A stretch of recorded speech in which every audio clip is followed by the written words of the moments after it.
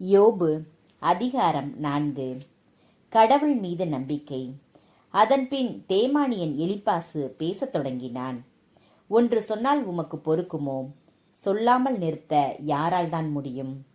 பலருக்கு அறிவுரை பகர்ந்தவர் நீர், தளர்ந்த கைகளை திடப்படுத்தியவர் நீர். உம் சொற்கள் தடுக்கி விழுவோரை தாங்கின, தள்ளாடும் கால்களை உறுதியாக்கியுள்ளன. ஆனால் இப்பொழுதோ ஒன்று உமக்கு வந்துற்றதும் வருந்துகின்றீர், அது உம்மை தாக்கியதும் கலங்குகின்றீர்.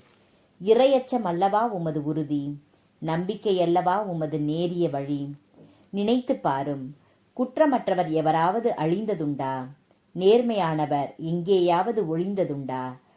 நான் பார்த்த அளவில் தீவினையை ஒழுது தீங்கினை விதைத்தவர் அறுப்பது அதையே.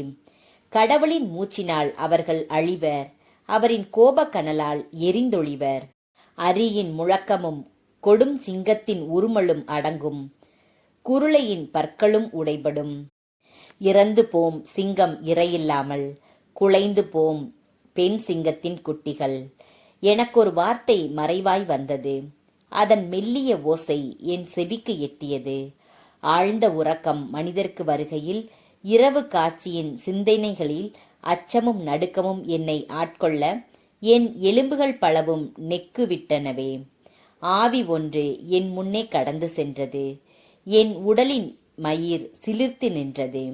ஆவி நின்றது, ஆனால் அதன் தோற்றம் எனக்கு தெளிவில்லை. உருவொன்று என் கண்முன் நின்றது, அமைதி நிலவிற்று. குரலொன்றை கேட்டேன், கடவுளை விட மனிதர் நேர்மையாளரா? படைத்தவரை விட மானிடர் மாசற்றவரா?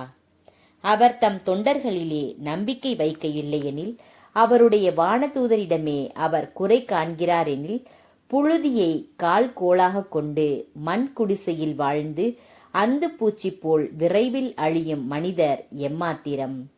காலை முதல் மாலை வரையில் அவர்கள் ஒழிக்கப்படுவர், ஈவு இன்றி என்றென்றும் அழிக்கப்படுவர். அவர்களின் கூடார கயிறுகள் அறுபட அவர்கள் ஞானமின்றி மடிவதில்லையா?